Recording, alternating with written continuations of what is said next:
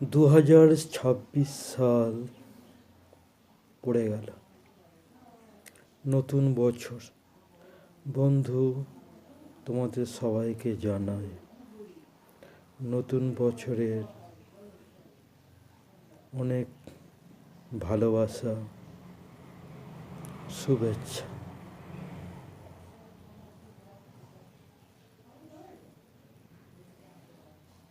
চলো আমরা সবাই নতুন বছরে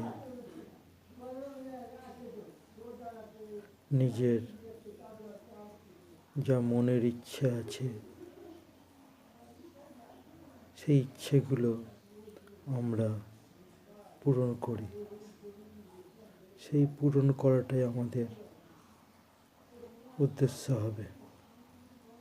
চলো আমরা শপথ করি, আমরা আমাদের স্বপ্নকে সফল করব।